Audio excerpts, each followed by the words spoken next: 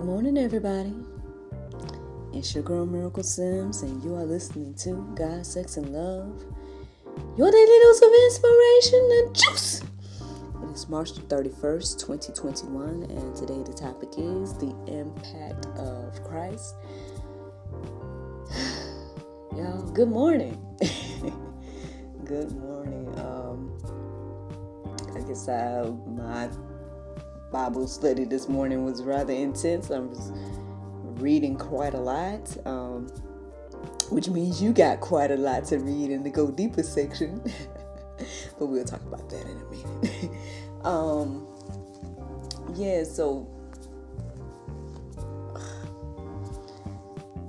Prayer and meditation went well.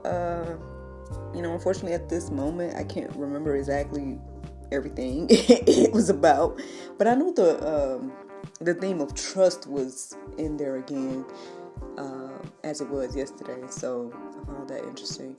I guess I can't remember what the rest of it was about, but obviously you can see that on our Instagram because I post the prayer and meditations every day, so you can check out what today's was when I post it later on, in an hour or so or whatever. But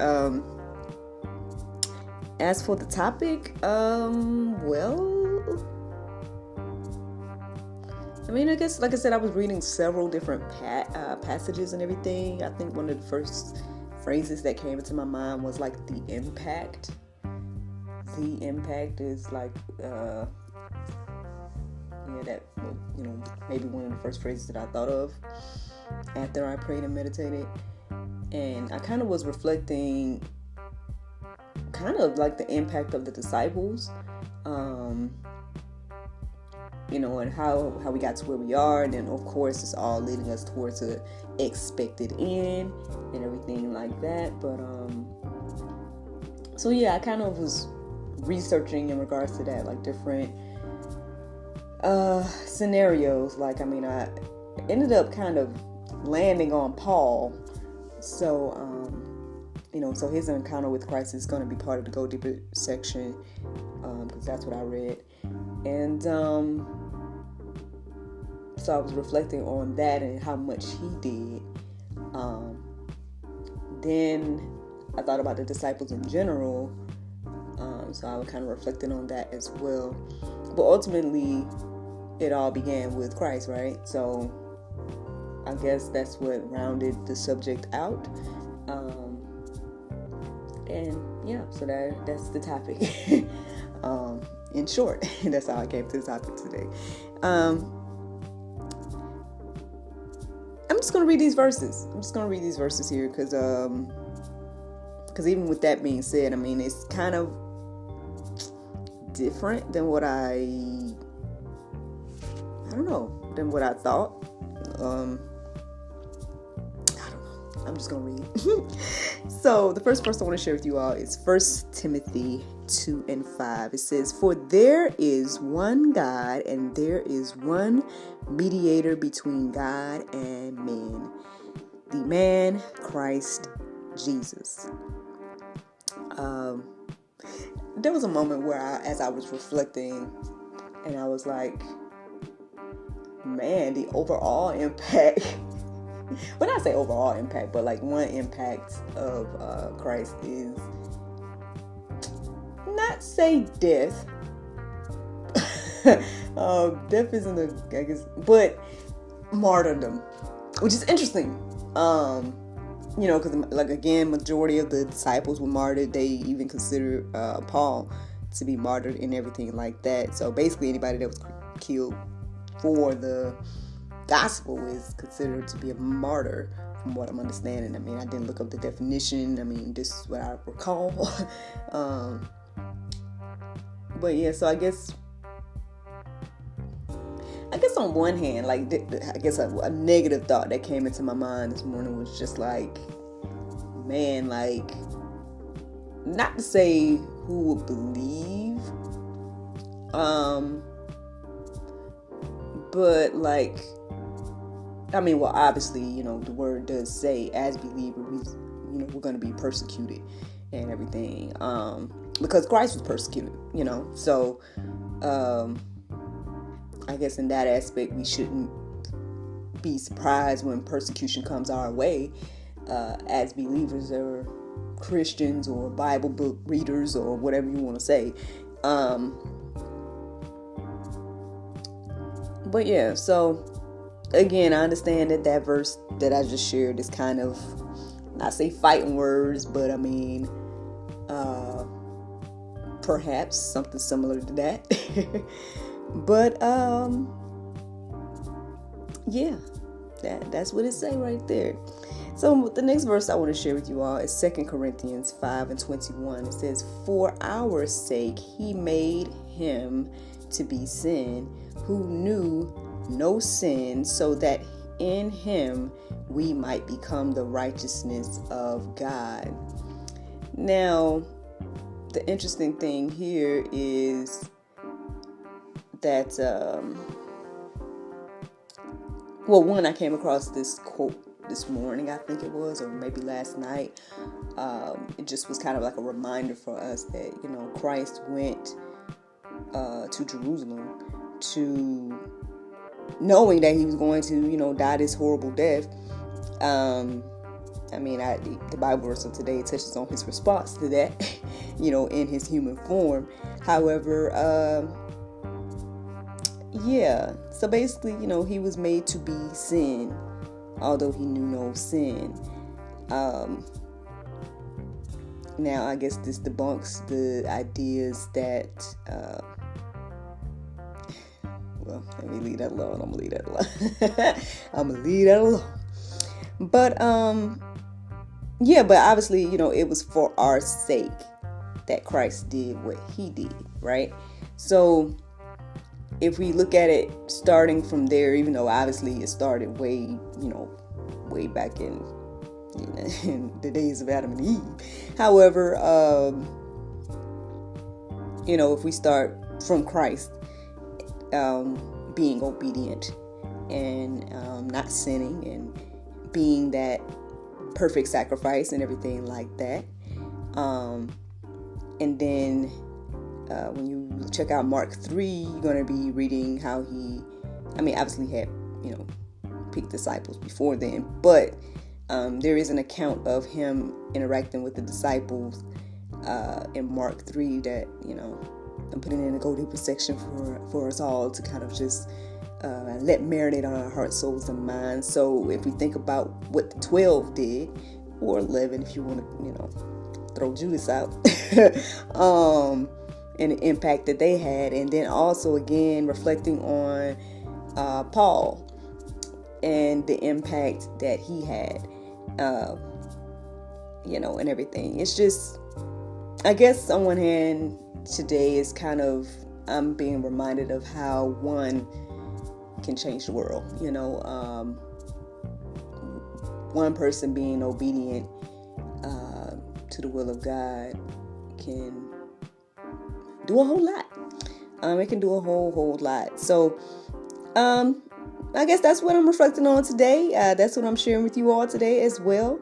Now, this verse stood out to me this morning when I came across it. It's in Deuteronomy 28, 1 through 68. But I'm just going to share the one that stood out to me. And it says, "And if you faithfully obey the voice of the Lord your God, being careful to do all his commandments that I command you today, the Lord your God will set you high above the nations of the earth." Now, obviously, y'all, this was before Jesus, if I'm not, mistaken. However, I know it's a little, but Jesus doesn't, how can I say, doesn't negate the commandments. Under my, it is my interpretation and understanding that, Jesus, confirmed the commandments. He did the commandments, as well as the commandments are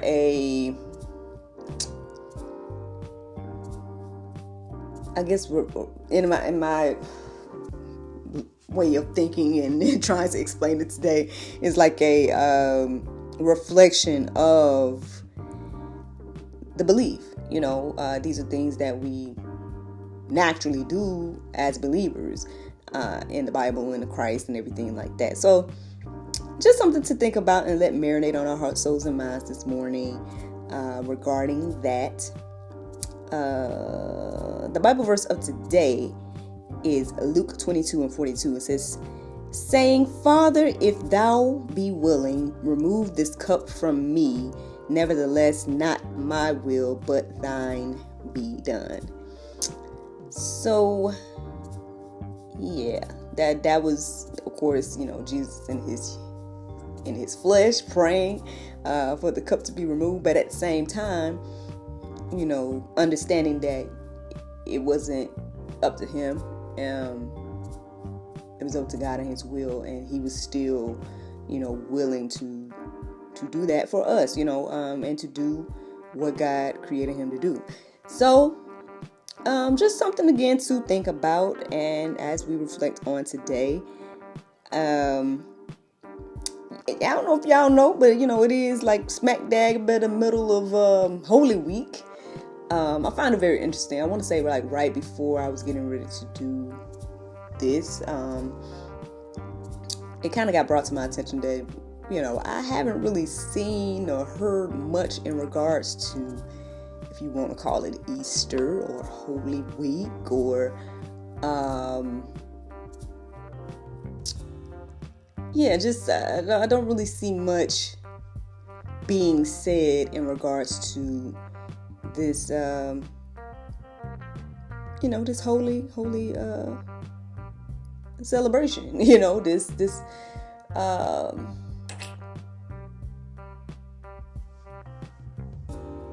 this milestone, this what Jesus did, basically, is what I'm saying. Which I guess speaks volumes, obviously it's like you can almost forget that it's Holy Week right now. You can almost forget that Easter is around the corner, as you say, or all of that. I don't know. I just think we as believers need to, I don't know. We can do a little better. We can do a little better. Because our focus is definitely elsewhere. You can see so much about every other subject, but and you can see people when they're posting in regards to being like having everything negative to say about Easter or any other holiday or whatever. But we ain't got to get on the other holidays. We just talking about Easter right now. We're just talking about the Resurrection Day or whatever the case is. But yeah, I'm not seeing much. Like, I see a couple of people posting about Holy Day and Holy Week and, everything like that, and Resurrection Day and everything. But, not many. Not as much as, other things. So, I don't know, you guys. I just think, there's just, I guess, so much that we can do, like we should do. Just saying. But I guess, hey, we gotta first get on our jobs, right? And another thing that I want to share with you guys, it's going to be in the Go Deeper section, but hey, by all means, I hope that you guys check it out. One thing that kind of was standing out to me as well today is this concept of the elect.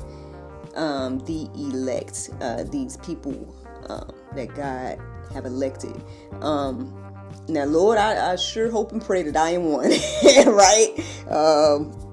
With the little bit that I know about what is to come and all that.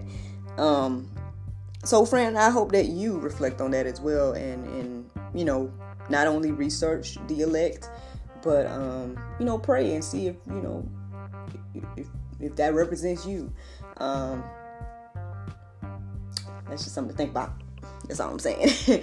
Well, as you guys know also as well, this is the end of this month, and tomorrow, April the 1st, will represent an entire year of this podcast.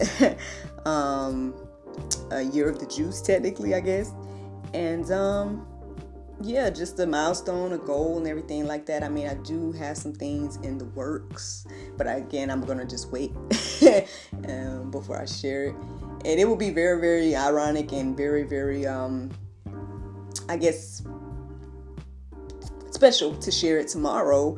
But we'll see. We'll see, what the Lord do. But, yeah, so those of you that listen to me on the podcast, if you'd like to leave me a voicemail or something like that, just celebrating this year, this milestone, this awesome achievement, then by all means, drop me a line, say a little something, say hey, whatever.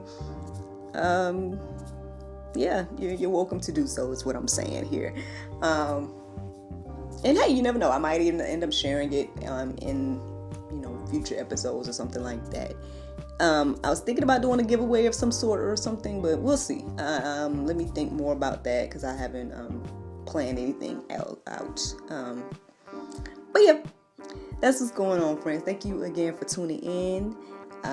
Thank you for listening, and I hope you all enjoyed this juice this morning. I pray you guys can go forth and have a wonderful day, and I look forward to talking to you all tomorrow with the Lord's will. Bye-bye.